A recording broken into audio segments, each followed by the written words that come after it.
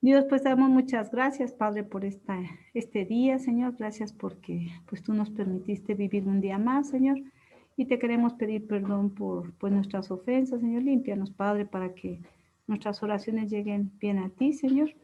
Gracias por tu gran misericordia y pues te queremos pedir, Señor, que pues tú guíes a Miguel, que les dé sabiduría para que seas tú el que hable a través de él, Señor, y que te derrames tu gracia, que pongas pues oído en nuestros cuerpos, Señor, y que nuestra mente esté despierta para escuchar todo lo que nos quieres mostrar hoy. Todo esto te lo pedimos y también te pedimos que pronto se conecten los que faltan y te lo pedimos todo por la sangre preciosa de tu Hijo amado Jesucristo. Amén. Amén. Bien, pues bueno, recuerden que estábamos viendo este estudio de la santidad de Dios, que sin duda alguna es un estudio muy profundo, muy complicado, porque intelectualmente nos es imposible entender lo que es esa santidad, como veíamos la vez antepasada. La vez pasada fue la reunión de oración. Y lo más importante aquí es que no hay palabras que puedan expresar esa santidad. Algo que a mí siempre me lleva a pensar en esto es el Salmo 15. No recuerdo si la vez pasada lo mencioné, pero dice, ¿quién habitará en tu tabernáculo? ¿Quién morará en tu monte santo? El que anda en integridad y hace justicia y habla verdad en su corazón, el que no calumnia con su lengua, ni hace mal a su prójimo, ni admite reproche alguno contra su vecino, aquel cuyas, el que aun jurando es suyo no por eso cambia, quien su dinero no dio usura, ni contra el inocente admitió cohecho, quien hace estas cosas no resbalará jamás. Ese es un sentido de la santidad, una vida recta, una vida sana, una vida santa, que pueda estar en la presencia de Dios, como dice el Salmo. ¿Quién habitará en tu tabernáculo? ¿Quién morará en tu monte santo? Nosotros ya sabemos que a través de la fe y confianza en la obra de Jesucristo en la cruz, nosotros ya fuimos hechos nuevas criaturas. Dios nos santificó en el sentido de que nos apartó para Él, pero todavía nosotros traemos una inercia de maldad y tenemos una naturaleza que Dios irá perfeccionando poco a poco. Esto lo sabemos porque Filipenses 1:6 nos dice que el que comenzó en nosotros la buena obra la va a perfeccionar hasta el día o la perfeccionará hasta el día de Jesucristo. Esa es nuestra confianza respecto de nosotros. Pero respecto del carácter de Dios y su santidad, pues el último pasaje que vimos la vez pasada dice, estamos todos infectados por el pecado y somos impuros cuando mostramos nuestros actos de justicia, no son más que trapo sucio. Entonces veíamos que lo más blanco que el hombre puede definir de Dios o que puede llegar a ser es un gris para Dios, o la definición de Dios como santo para nosotros es como un gris. ¿Por qué? Porque no alcanzamos a entender la grandeza y la santidad de Dios. Otro punto importante a recordar es que Dios no adquirió la santidad de nadie, ni fue a algún lugar remoto a adquirir esa santidad, sino que Él ha existido siempre y es santo por naturaleza. Por tanto, si Él hubiera adquirido la santidad de alguien, no sería el más santo, pero como Él es el inicio de todas las cosas, siempre ha existido y siempre existirá, nadie puede igualarlo, por tanto, su santidad es parte de su ser. Por eso es tan difícil el poder entenderla. Y por ejemplo, vemos ejemplos en la Biblia como Moisés cuando se presenta, Dios se le revela a través de la zarza ardiente, que pues es el estudio que vamos a comenzar nosotros el domingo, pero aquí para ejemplificar lo que es la santidad, dice este pasaje que está en Éxodo 19, del 9 al 14, dice, entonces Jehová dijo a Moisés, he aquí yo vengo a ti en una nube espesa, para que el pueblo oiga mientras yo hablo contigo, y también para que te crean para siempre. Y Moisés refirió las palabras del pueblo a Jehová. Y Jehová dijo a Moisés: ve al pueblo y santifícalos hoy y mañana, y laven sus vestidos, y estén preparados para el día tercero, porque el tercer día Jehová descenderá a ojos de todo el pueblo sobre el monte Sinaí, y señalarás término al pueblo en derredor, diciendo: guardaos, no subáis al monte, ni toquéis sus límites. Cualquiera que tocar el monte, de seguro morirá. No lo tocará mano, porque será apedreado o asaeteado. Sea animal o sea hombre, no vivirá. Cuando suene largamente la bocina, subirán al monte. Y descendió Moisés del monte al pueblo y santificó al pueblo y lavaron sus vestidos.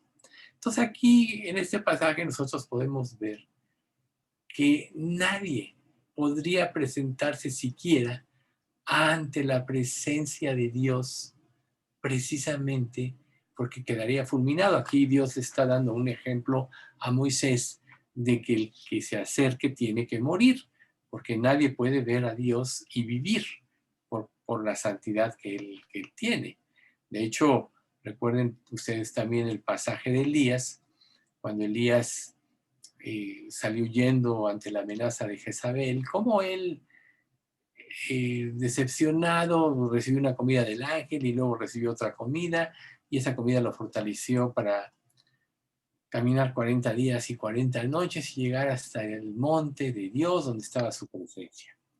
Y entonces dice el pasaje: aconteció que al tercer día, cuando vino la mañana, vinieron truenos y relámpagos y espesa nube sobre el monte, y el sonido de la bocina muy fuerte, y se estremeció. Aquí volvemos al pasaje de Moisés cuando Dios empieza a revelarse al pueblo, ¿sí? Entonces, tronidos, monte, tanto que Moisés tuvo que decir: estoy espantado y temblando, ¿sí? Entonces Moisés sacó del campamento al pueblo para recibir a Dios, y se detuvieron como Dios les había dado la instrucción al pie del monte. Todo este monte humeaba porque Jehová había descendido sobre él en fuego, y el humo subía como el humo de un horno, y todo el monte se estremecía en gran manera.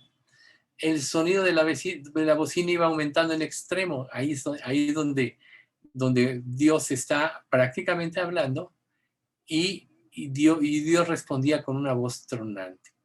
Y descendió Jehová sobre el monte Sinaí, sobre la cumbre del monte, y llamó a Jehová a Moisés a la cumbre del monte, y Moisés subió.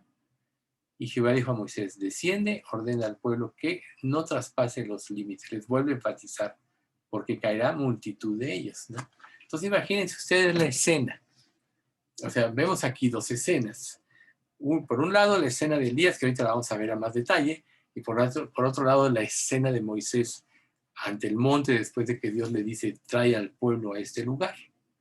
Entonces, cuando ya está hablando la bocina y todo, era tan impactante que el pueblo de Israel le dijo a Moisés: oye, mejor ya que no oigamos la voz de Dios, porque moriremos. Mejor tú ve que Dios te habla a ti y tú nos transmites lo que Dios te diga. Esta manifestación de Dios al pueblo de Israel, Dios la hizo para que el hombre pudiera temerle, para que el pueblo le tuviera reverencia, viera el poder de Dios aunque no lo vieran. Solo vieron las nubes, vieron los truenos, vieron la voz de trompeta tan grande, o sea, tan estruendosa, mejor dicho, y que no la podían soportar. Entonces, si nosotros nos imaginamos por qué la Biblia dice: no puede un hombre ver a Dios y vivir, es precisamente porque quedaría fulminado hasta ante esta santidad tan grande. Entonces nosotros a veces como creyentes tomamos a la ligera la santidad de Dios, y nos permitimos acciones en nuestra vida o pensamientos impuros. A veces sin querer tenerlos nos llegan a la mente y tenemos que estar luchando con eso. Pero nosotros tenemos que aprender de esta lección, que la santidad de Dios debe ser algo tan impactante en nuestra vida, que nos lleve a rechazar en nosotros todo tipo de inmundicia o todo inicio de pecado. A veces, por ejemplo, nosotros consentimos el pecado y el pecado va creciendo en forma en nuestra vida hasta que cometemos el acto consumado, como dice la Escritura. Pero cuando nosotros estamos expuestos ante la santidad de Dios, surge un temor que frena todo esto. Y parte de esto, pues lo hace precisamente la palabra de Dios. Por eso es tan importante tenerle reverencia a la palabra. Aquí Dios hablaba con sonido de trompeta y el pueblo de Israel no soportaba. ¿Por qué no soportaba? Porque ponía en evidencia su vida de pecado. ¿Qué pasa cuando nosotros vamos a la Escritura y somos expuestas a acciones nuestras ante nosotros mismos por la palabra de Dios?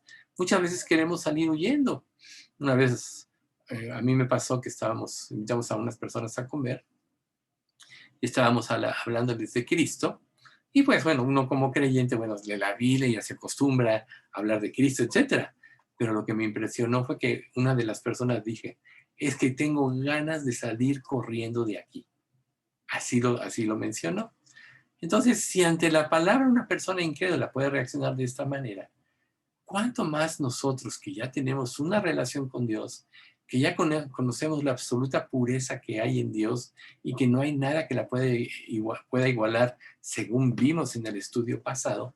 ¿No debería ese temor refrenar cualquier acto o pensamiento pecaminoso que nos pueda separar de Él y de su comunión? A veces tampoco nosotros concientizamos lo que significa que en nuestras vidas esté morando el Espíritu Santo. Recuerden, os daré corazón nuevo, pondré espíritu nuevo dentro de vosotros, quitaré de vuestra carne el corazón de piedra y os daré un corazón de carne y pondré dentro de vosotros mi espíritu. Ahí está el punto, pondré mi espíritu. Ese Dios santo, ese Dios trino, Padre, Hijo y Espíritu Santo, entra a morar en nuestro corazón. Y nosotros muchas veces somos indiferentes a que el Espíritu está en ellos. Por eso la Escritura dice que a veces que no apaguemos el Espíritu o no contristemos al Espíritu, precisamente porque el Dios Santo está morando ya en nuestro corazón. Y el objetivo de este estudio es que nosotros podamos aprender esa reverencia a Dios. Y Dios, sin lugar a dudas, se manifiesta de muchas maneras a nosotros. Aquí estamos viendo el fuego, el humo, el temblor del monte, la palabra, Dios hablando en voz de trompeta creciente. Y no duden que Dios estaba hablándoles palabras al pueblo de Israel que ni siquiera podían comprender, que intelectualmente tenían un significado, pero no la profundidad espiritual que debería ser, ¿sí? Entonces, esa es la primera impresión que el pueblo tiene ante la presencia de Dios para que le teman. Pero ¿qué pasó con el pueblo de Israel? Al poco tiempo se desviaron, volvieron a vivir en sus propios caminos porque dejaron de tener presente o dejaron de tener el contacto que los mantenía en esa comunión con un Dios santo que les causara el temor reverente. Vemos años más tarde, y aquí volvemos a la escena de Elías, aunque aquí la intercalé precisamente para que nosotros podamos ver cómo Dios se presenta a Elías de una manera diferente. Por ejemplo, Elías, recordemos lo que ya dije, lo que dice la Escritura. Elías salió huyendo de Jezabel, comió esa comida que le fortaleció para caminar 40 días y 40 noches y llegó al mismo monte, al monte Sinaí, donde estaba la presencia de Dios. Entonces dice el pasaje de esta manera, que está en Primera de Reyes 19, del 8 al 13. Se levantó pues y comió y bebió. Y fortalecido con aquella comida, caminó 40 días y 40 noches hasta Horeb, el monte de Dios. Prácticamente es el mismo. Y ahí se metió en una cueva, donde pasó la noche. Y vino a él palabra de Jehová, el cual le dijo, ¿qué haces aquí, Elías? Entonces, imagínate tú esta escena. o personalízala para ti, ¿no? Tú llevabas una vida de pecado, te arrepentiste, dices, quiero vivir para Dios. ¿Y cuántas veces Dios no te puede estar diciendo, ¿cuál es el sentido de tu vida? ¿Cuál es el sentido de que yo te haya dejado en este mundo? Así, Elías se creía que era el único, Dios le revela que en realidad había más de 7,000 hombres que Dios había guardado como un remanente fiel, que no se habían contaminado ante Baal, ¿sí? Pero el hecho de decir, ¿qué haces aquí, Elías? Era, ¿cuál era el sentido de tener una relación con Dios? ¿Cuál era el sentido de buscarle? Y entonces, volvemos al versículo 10, él respondió, he sentido un vivo celo por Jehová, Dios de los ejércitos, porque los hijos de Israel han dejado tu pacto, han derribado tus altares y han matado a espada a tus profetas. Y solo yo he quedado y me buscan para quitarme la vida. Y le dijo, sal fuera y ponte en el monte delante de Jehová.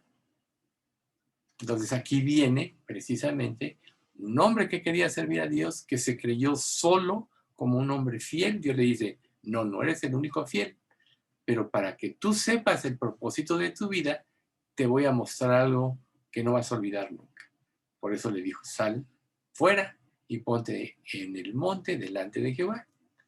Y he aquí que Jehová pasaba, y un grande y poderoso viento que rompía los montes. Imagínate la escena, qué impactante. Ahora vemos, por ejemplo, ahorita este que se convirtió en ciclón categoría 1 que está entrando por Florida, bueno, que ya entró por Florida, y va a Tallahassee y todos esos lugares de Estados Unidos, va a subir a toda la costa este. ¿Cómo hablan de los vientos de 40 nudos? Cuando ya los ciclones más fuertes 120, 150, 180, que ya es algo tremendo y espantoso. Ahora imagínense ustedes un viento que rompa los montes, que se siente que rompa los montes. Bueno, volvemos a enfrentarnos ante esa presencia de Dios. Y dice, y quebraba las peñas delante de Jehová. O sea, rompía los montes, quebraba las peñas. Imagínate la fuerza del viento. Pero Jehová no estaba en el viento. Era tan solo una manifestación de lo que él iba a hacer. Y tras el viento, un terremoto. Otra manifestación del poder y la presencia de Dios. En el caso de el monte Sinaí también tembló el monte, si ustedes recuerdan lo que acabamos de leer. Pero Jehová no estaba en el terremoto. Todo es previo a su presencia. Y tras el terremoto, un fuego. Bueno, más adelante vamos a ver esa parte del fuego en este mismo estudio, de Dios como fuego consumidor, pero tras el terremoto, un fuego. Pero Jehová no estaba en el fuego. Y después de que pasa toda esta fuerza de la naturaleza manifestada de diferentes maneras, viene una forma diferente. En el caso de Moisés, subió Moisés ante la presencia de Dios. Y en el caso de Elías, dice, y tras el fuego un silbido apacible y delicado. Y cuando lo oyó Elías, cubrió su rostro con su manto y salió y se puso a la puerta de la cueva. Y aquí que vino a él una voz diciendo, ¿qué haces aquí, Elías? ¿Ven ustedes? O sea, Dios en la vida de cada uno de nosotros se presenta. La conversión de cada uno de nosotros es diferente porque Dios trabajó de acuerdo a su infinita sabiduría en nuestra conversión hasta que nos hizo el llamado y nos llevó a responder. Recuerden, por gracia somos salvos, por medio de la fe, y esto no de nosotros, pues es un don de Dios, nos llamó. Nos convertimos, nos apartó, nos santificó y nos creó un nuevo futuro. Preparó obras que ya estaban establecidas desde antes de la fundación del mundo para que anduviésemos en ellas. Pero todo esto tiene que ver con la santidad. Vemos nosotros, por ejemplo, en la actualidad, iglesias infieles, iglesias impías, que todo tienen menos santidad.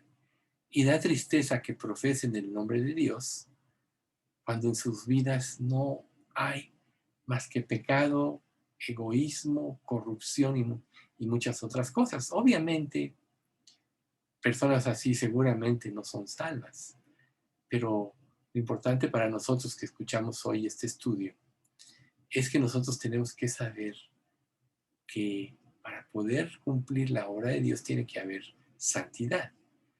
Dice también la Escritura, sin santidad nadie verá al Señor. Aquí vemos a Elías, un profeta que dedicó su vida a Dios.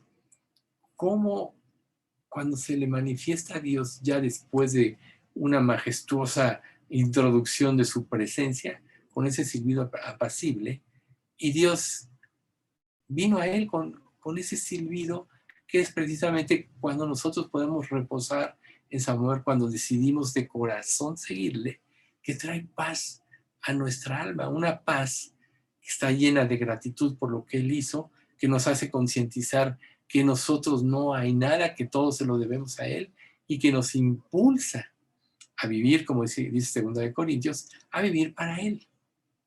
Eso es lo que Dios quiere en cuanto nosotros vemos la grandeza de Dios, ¿sí?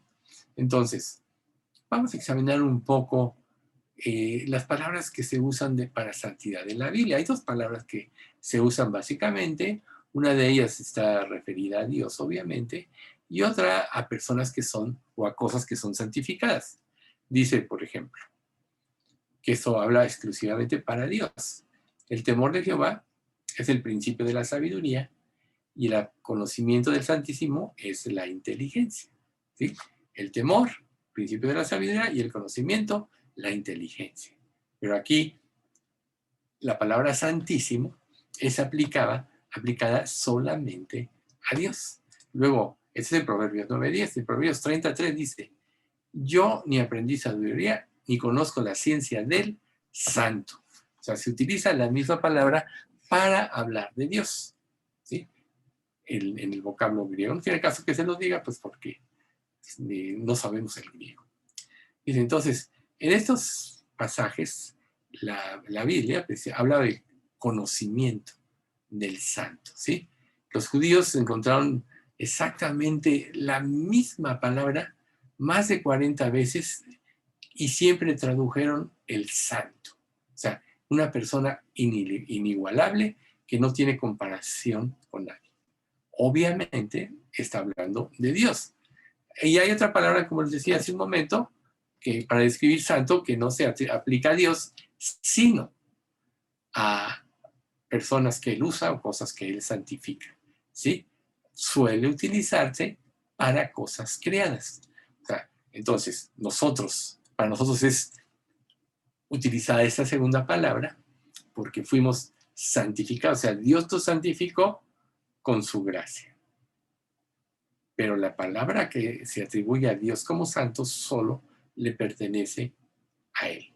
Entonces, esto es para que nosotros podamos comprender la reverencia que debemos de tenerle a Dios. Vamos a estar repitiendo todo esto porque es importante que se nos grabe en la mente y en el corazón que tenemos que ser reverentes con nuestro pensamiento, con nuestras acciones y con nuestra vida, aún con nuestro servicio a Dios.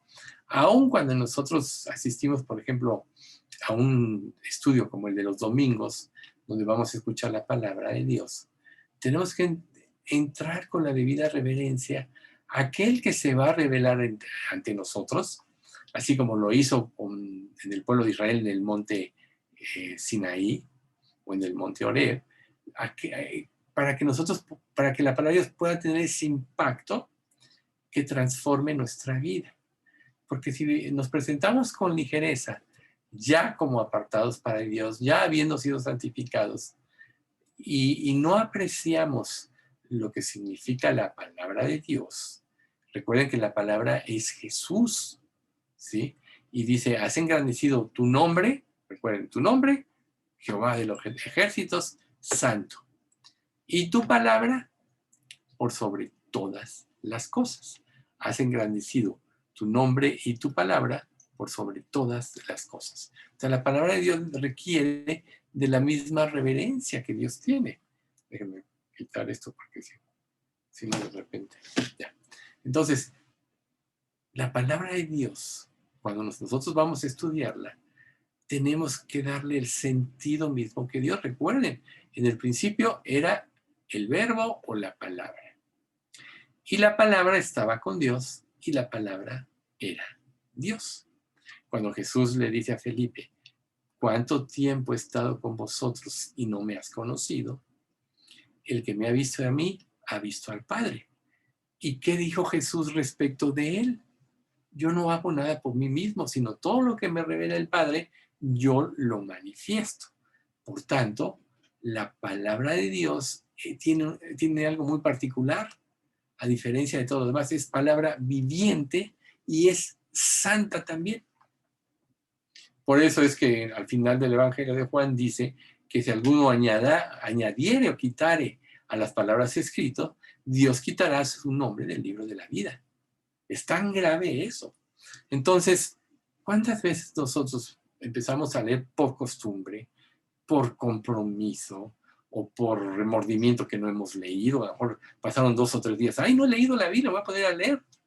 Pero no te presentas con la reverencia que requiere, difícilmente vas a poder entender lo que ella te quiere revelar, que no es más que la voluntad de Dios, no es más que la vida misma de Cristo. Si Cristo es la palabra y la palabra es Dios, por tanto, a través de la palabra se revela la voluntad de Dios y la santidad de Dios. Por eso la Escritura, reitero, dice, sin santidad nadie verá al Señor.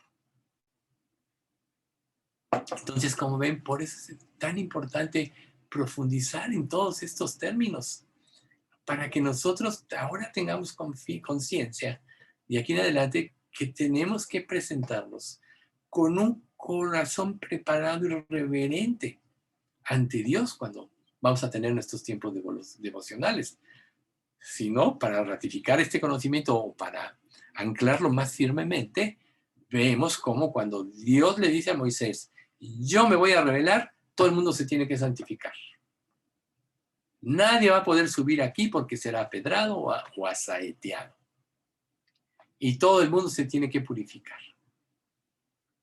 ¿Alguna vez habías relacionado esto con tus tiempos devocionales, por ejemplo? Si bien es cierto que nunca vamos a, como vimos en el estudio anterior, que nunca vamos a poder comprender lo que es la santidad de Dios en plenitud, quizá más adelante, cuando Dios nos haga ya iguales a Cristo, totalmente regenerados en relación con el pecado, podamos comprender más. Pero conocer a un Dios infinito y su santidad, recuerden ustedes, es el único atributo que se repite 3 veces. Y en la escritura hebrea, el repetir 3 veces una palabra era algo ya tremendo. Por ejemplo, cuando Jesús decía, de cierto os digo, es que era una verdad que teníamos nosotros que reverenciar o que poner mucha atención 2 veces.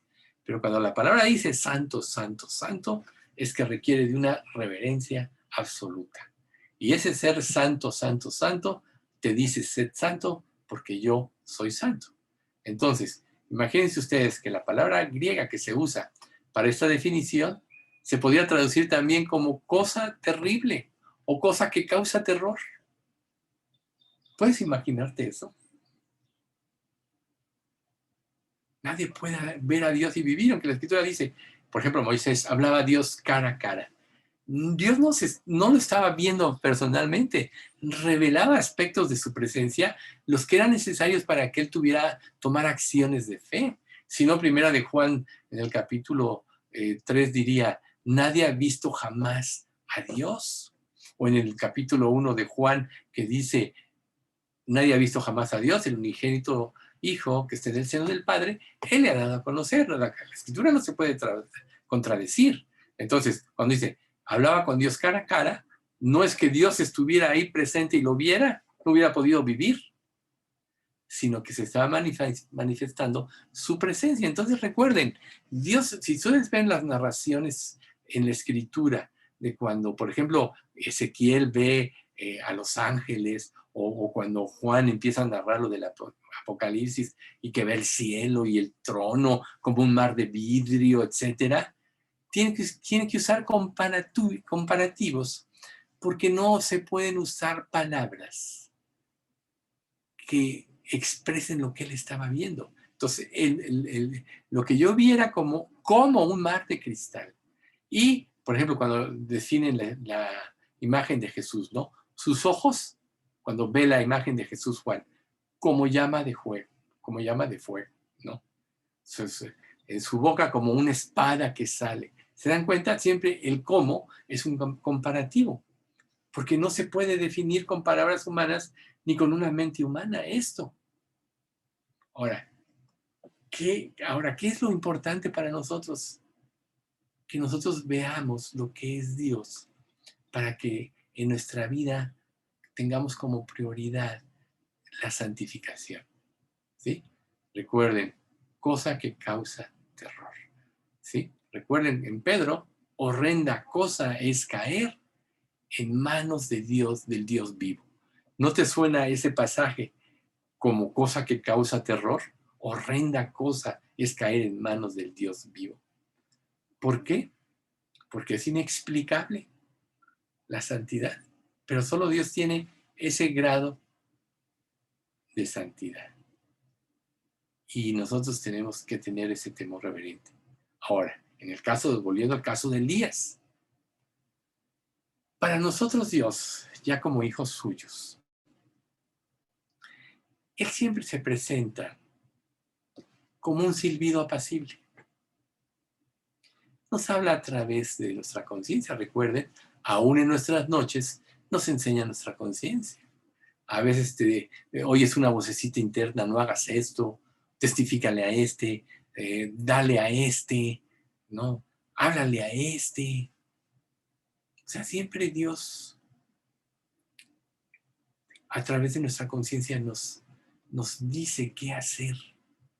Y lógico, una persona podría confundir lo que su conciencia le dice con los deseos de su corazón, pero cuando tú estás lleno de la palabra de Dios y la palabra de Dios empieza a normar tu vida, entonces sabes claramente cuando Dios te habla, porque Dios te va a hablar de acuerdo a lo que dice su palabra.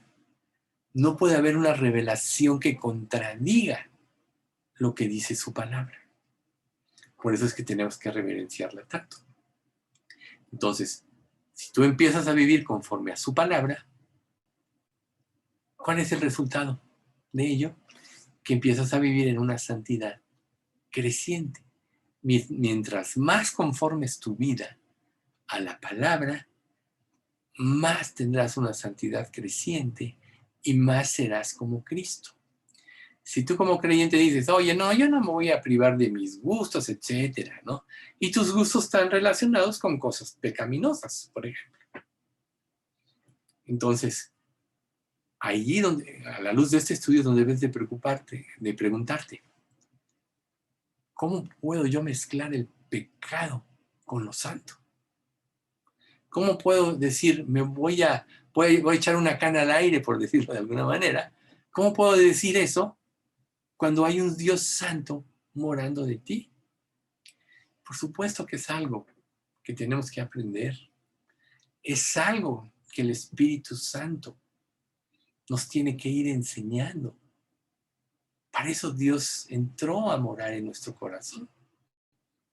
Pero requiere de un corazón dispuesto. Requiere de un corazón que ame a Dios, que tenga gratitud por lo que Él hizo por él. El sello de todos los grandes hombres de Dios ha sido este. Vemos, por ejemplo, al apóstol Pablo, que persiguió a la iglesia, que muchas veces dio su voto para que mataran a muchos que invocaban el nombre. Sin embargo, cuando Dios se le manifiesta en el camino a Damasco, y eso lo vamos a ver más a fondo en el próximo estudio, cambia su vida. Verdaderamente le cree. Y su vida ya no llegó a ser la misma, nunca más.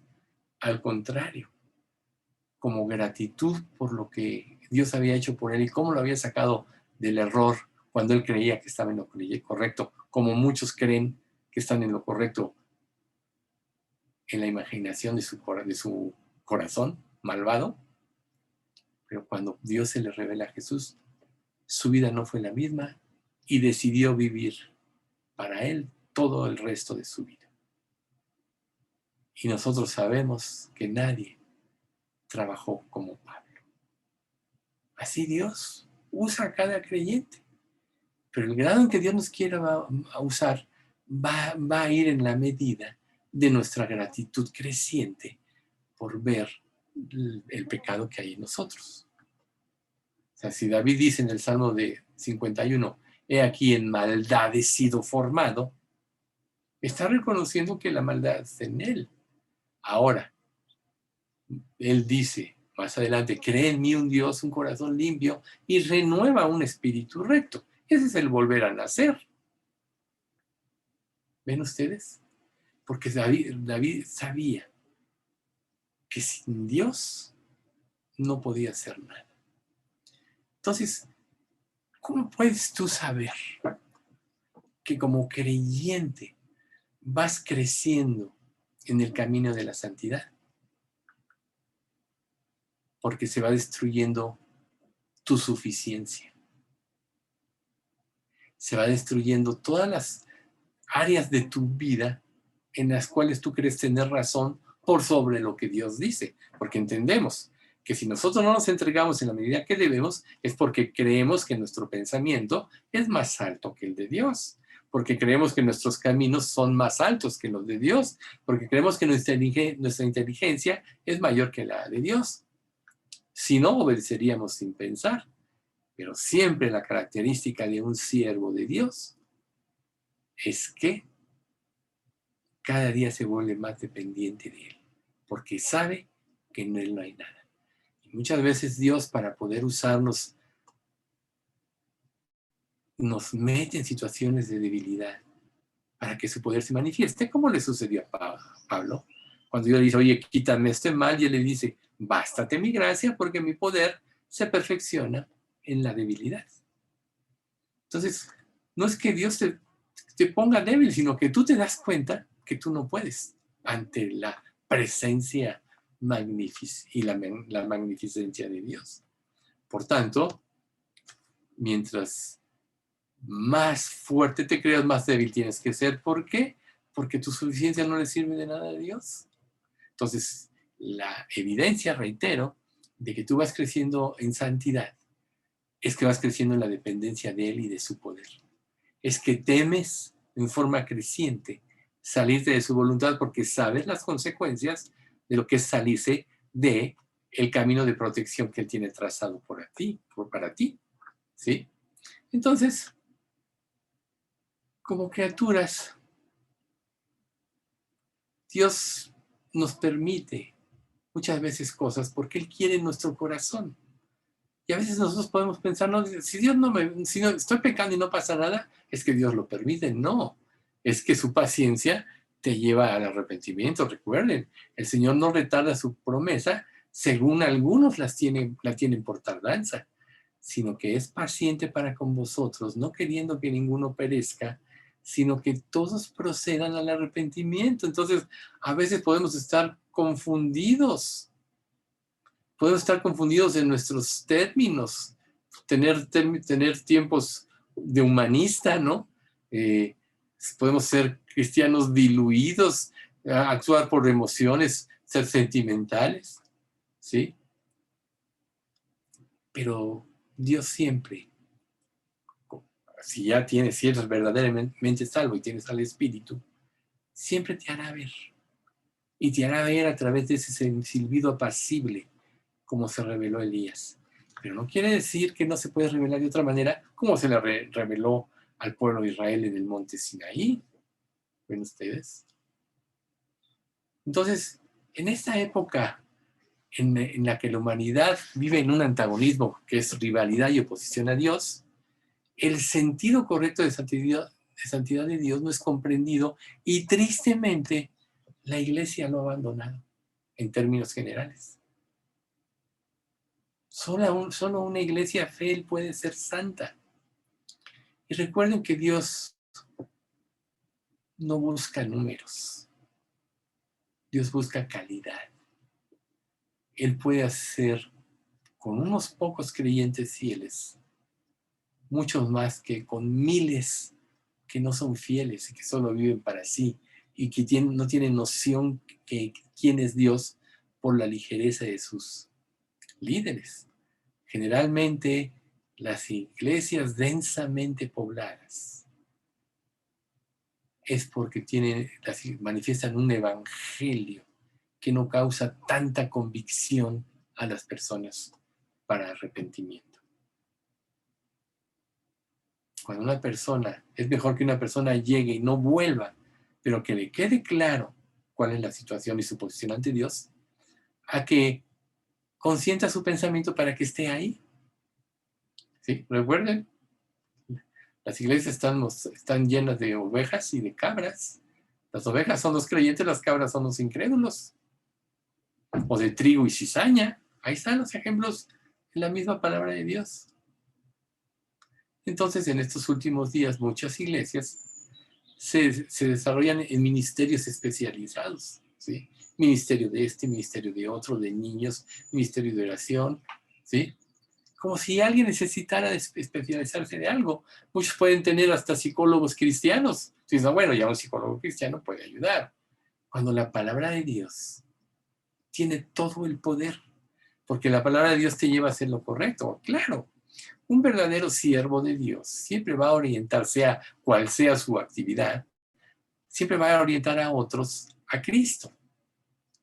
Si no, el Sermón del Monte no diría bienaventurados los pacificadores, porque de ellos es el reino de los cielos. ¿Y cuál es la característica de un pacificador?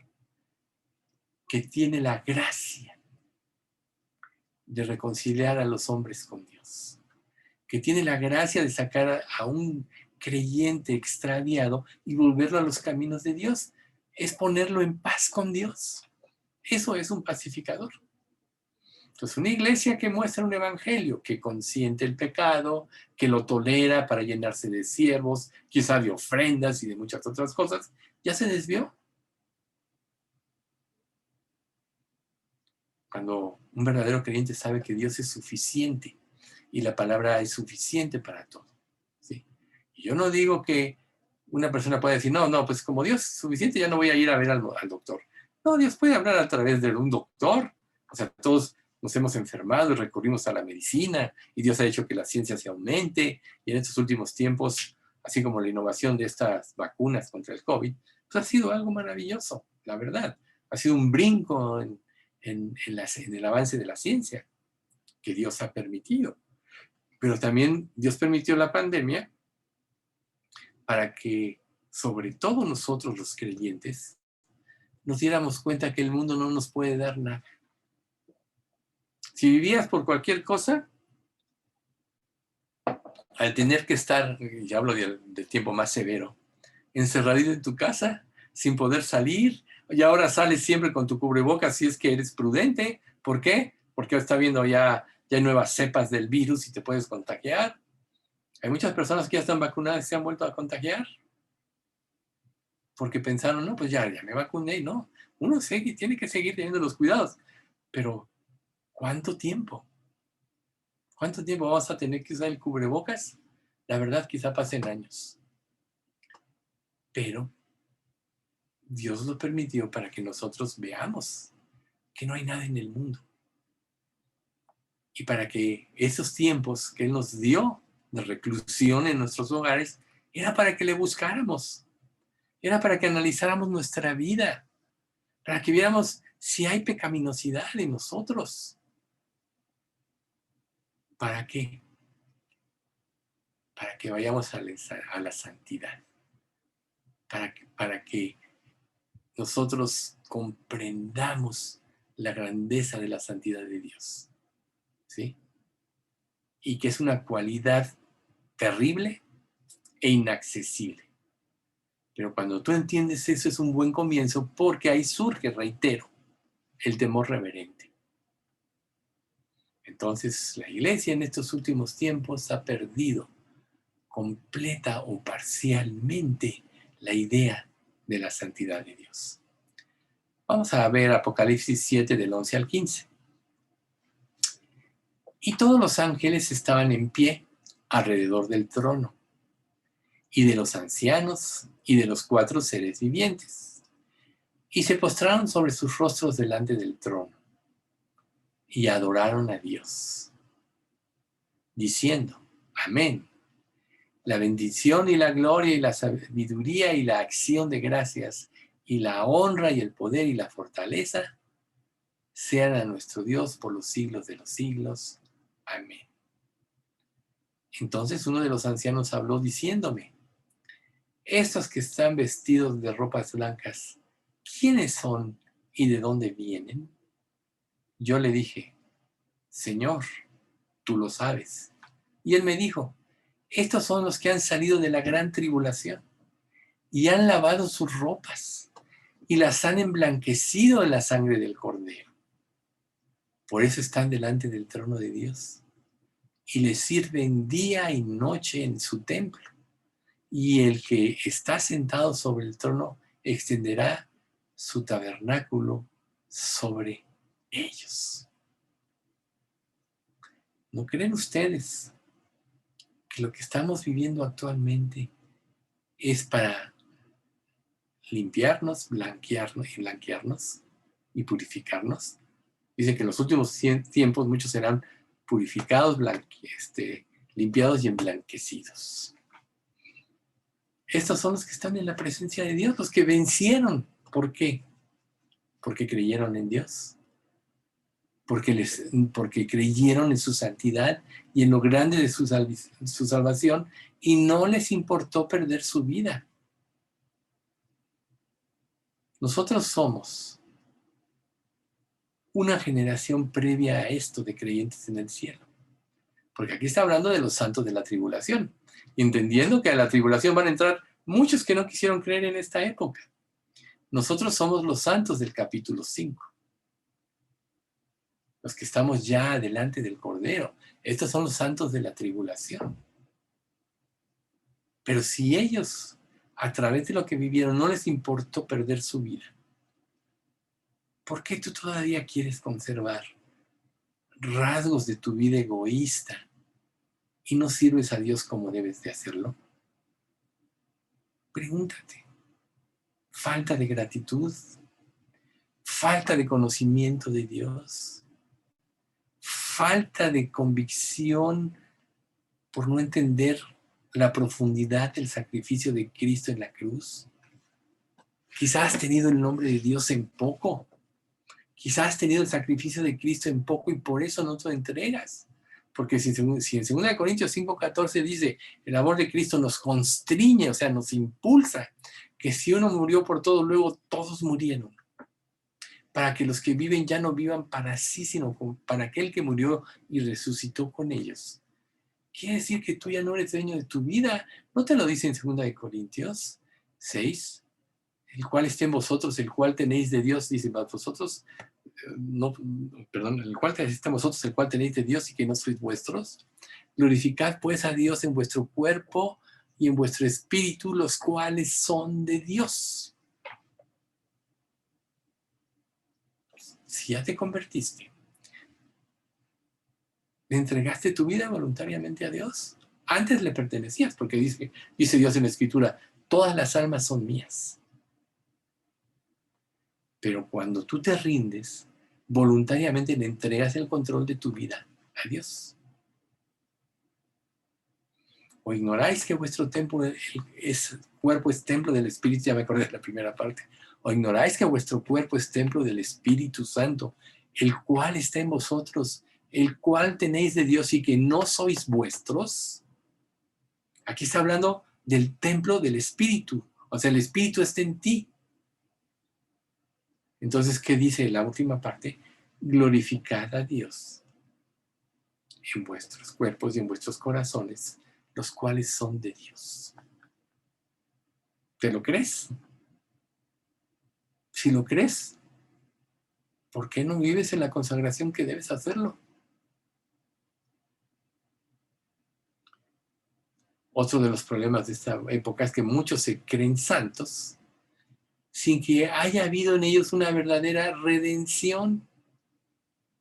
Malbarataron la conversión a través de una oración, como bien sabemos, ¿no? Pero la Biblia nos dice que siempre tenemos que estarnos probando. Miren, yo me convertí leyendo la Biblia, como la mayoría saben.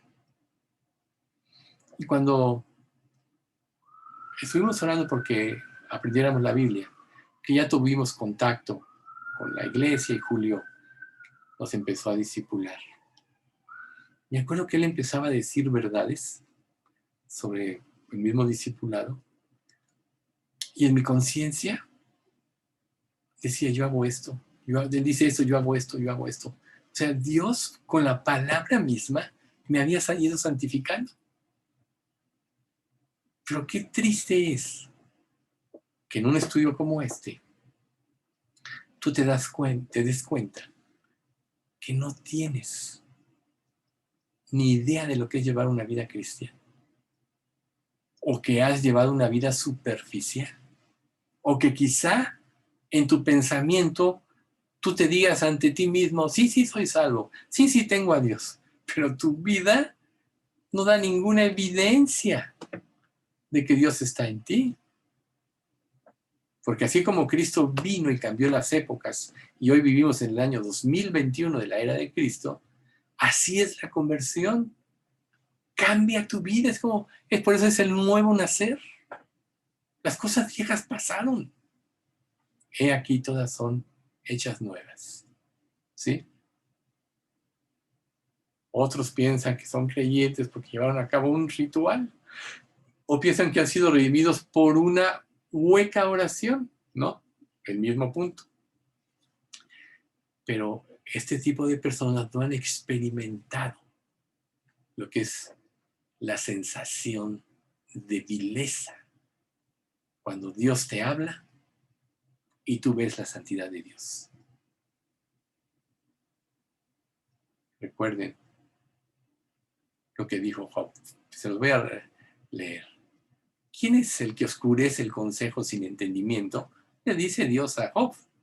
Por tanto, yo hablaba lo que no entendía. Cosas demasiado maravillosas para mí que yo no comprendía. Y luego dice, de oídas te había oído. Perdón, me salté uno. Oye, te ruego, y hablaré. Te preguntaré, y tú me enseñarás.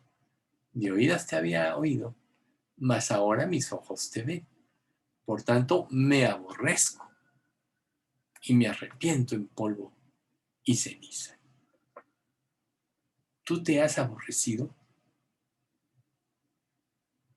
al darte cuenta de que en tu mente y en tu pensamiento solo ronda el pecado? Quiere decir que no te está impactando la santidad de Dios, ¿sí? Entonces, cada uno de nosotros debe de preguntarse si ha sido impactado lo suficiente como para arrepentirse en verdad.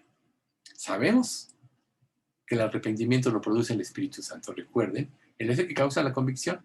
Cuando Él venga, convencerá al mundo de justicia, de pecado y de juicio. O sea, Dios te muestra tu condición.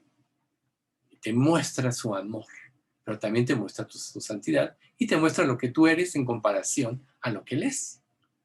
Por eso es que el primer acto del verdadero arrepentimiento es dolerse por haber ofendido a Dios, lo hemos dicho. Pero quizá ahorita está bien que lo profundicemos un poquito más, ¿verdad? Si tú no has sentido este dolor por haber ofendido a Dios, ¿cómo te puedes arrepentir de lo demás de forma consecuente? ¿Sí? Entonces, si tú no te has arrepentido de esa manera, y un estudio como este te puede ayudar a eso, si es que es el caso, tienes que recapitular, tienes que preguntarte si realmente has creído. Lo que nos dice el 2 Corintios 13:5, examinaos a vosotros mismos si estás en la fe. probaos a vosotros mismos. ¿O no sabéis que Jesucristo está en vosotros, a menos que estéis reprobados? Recuerden que el Espíritu Santo nos da la certeza de que somos hijos de Dios. Romanos 8:14. El Espíritu mismo da testimonio a nuestro espíritu de que somos hijos de Dios. Te da la certeza. Pero la certeza va acompañada de este arrepentimiento y de este dolor por haber ofendido a Dios. Entonces, no es malo, no. Tú puedes decir ahorita, no, yo sí me convertí, yo esto. Pero entonces, bueno, ve este versículo. Examinaos a vosotros mismos, probaos. Nadie somos perfectos. La próxima vez vamos a ver que no hay nadie perfecto. Pero nadie somos perfectos. Solo Dios es perfecto. Pero una evidencia de la salvación es la santidad creciente. Eso es una evidencia de la salvación. Entonces pregúntate, ¿he ido creciendo en santidad? A lo mejor al principio de tu vida cristiana todavía te permitías cositas, ¿no? A lo mejor te afanaste por eso. Pero si llegó un momento en que, sin convicción alguna, puedes participar de cualquier tipo de pecado, quiere decir que no estás creciendo en santidad o que no has sido salvo. Porque una de las evidencias de la santidad es dolor por el pecado, es discernimiento de cuando tú te estás alejando del camino de Dios o estás siendo rebelde a su palabra. Eso siempre te va a llevar al arrepentimiento, ¿sí? Entonces, no te dejes guiar por falsos creyentes que proporcionan una solución express, ¿sí? Y se nos argumenta que simplemente creamos por haber realizado una acción superficial. Hay la anécdota de una persona, ahí de Guatemala, que empezó a ganar muchas almas. Y decía, oye, ¿cuántos se convirtieron? No, pues 15 o 20. Pero ¿cómo se convertían? Pues le decía, oye, ¿quieres ir al cielo? Sí. Entonces haz esta oración. Y ya. Bueno, ¿ya oraste? Ahora ya te vas a ir al cielo. Pues sí, sal a la calle y dile a cualquier persona, ¿quieres ir al cielo? Haz esta oración. Y lo más probable es que la mayoría te diga que sí. Pero ¿dónde está la convicción de pecado? ¿Dónde está el ser expuesto ante la santidad de Dios? ¿Dónde está en que tú aún te puedas odiar a ti mismo a causa de lo que eres? Como David en el Salmo 51. He aquí en maldad he sido formado. O antes dice, contra ti yo solo he pecado y he hecho lo malo delante de tus ojos para que seas reconocido justo en tu palabra y tenido por puro en tu juicio. O sea, David está reconociendo su pecaminosidad y la santidad de Dios. ¿Ves? Hay la anécdota para concluir este estudio de un arzobispo del siglo XVII que se llamaba James Ussher, ¿sí? Era irlandés, que él se iba a la ribera del río todos los días y se arrodillaba junto a un tronco y se arrepentía de sus pecados toda la tarde del sábado, ¿sí? Y quizá en esa época no había un hombre más puro que él, con mayores deseos de servir a Dios, ¿sí? Pero él entendía, y esa es la parte importante de esta anécdota, lo que era él ante la santidad de Dios. El contraste de la santidad de Dios con su pecado. Y este es un solo testimonio de muchos creyentes a través de los siglos que han visto esto y lo primero que tienen que hacer es purificar sus vidas. Recuerden que cuando Dios ya le da instrucciones a Israel de que erijan el tabernáculo, una de las cuestiones era que para entrar al lugar santísimo tenían que purificarse. Primero hacer un sacrificio por su pecado y por los de todo el pueblo. Y muchas veces entraban al lugar santísimo y caían muertos. Se dice que hasta muchos entraban con un lazo atado. ¿Se imaginan ustedes? Bueno, veremos más a fondo estas enseñanzas la próxima vez. Vamos a orar. Padre bendito, pues te damos muchas gracias por todas las enseñanzas que hemos visto hoy a través de este estudio sobre tu santidad. Y Señor, ciertamente nunca alcanzaremos a comprender en magnitud lo que tú eres y lo que es tu vida santa y este atributo que 3 veces te ratifica lo que es tu santidad. Y nosotros, Señor, somos polvo, nosotros somos trapos de inmundicia, pero tuviste a bien por tu misericordia redimirnos, mandando a tu Hijo a hacerse hombre, renunciando a las glorias que tenía a tu lado en el cielo, y voluntariamente tomó nuestro lugar en el sacrificio en la cruz por nuestros pecados y el juicio que tú llevaste a cabo en él de toda la humanidad. Señor, sabemos que tú quieres que todos los hombres sean salvos, según dice tu palabra, y que vengan al conocimiento de la verdad, pero también dices que tristemente no todos se van a salvar, que ancha es la puerta y espacioso el camino que lleva a la perdición, y estrecho y angosto es el camino que lleva a la vida, y que pocos son los que entran por esta puerta. Pero nosotros, Señor, tú nos has dado esta entrada, nos hiciste ver nuestro pecado, Señor. Y si alguien de los que esté escuchando este estudio no lo ha visto, pues llévalo al verdadero arrepentimiento y fe en Jesús. Pero los que ya hemos tenido esta experiencia te damos infinitas gracias, porque en tu misericordia te revelaste a nuestras vidas con ese silbido apacible como lo hiciste con Elías, para hacernos entender nuestra condición, pero lo más importante, recibir tu amor, que ahora rige nuestras vidas. Haznos crecer en amor por ti, en unos con otros, y haznos anhelar llevar una vida cada día más santa. Que tu Espíritu Santo, Señor, cause una convicción creciente en nosotros de todas aquellas cosas que todavía no te honran de nuestra vida, y llévanos al arrepentimiento verdadero para poder ser más parecidos a ti cada día, Señor, para que Cristo sea formado plenamente en nosotros. Bendice a nuestra iglesia, manténla en la pureza de la doctrina y de la santidad. Te pedimos que también, Señor, veles por todos aquellos que están todavía, pues, en recuperación, como Ceci, Señor, que veles por nuestros familiares para que se salven. Y, Señor, bendice a nuestra iglesia. Gracias en nombre de Cristo Jesús. Amén.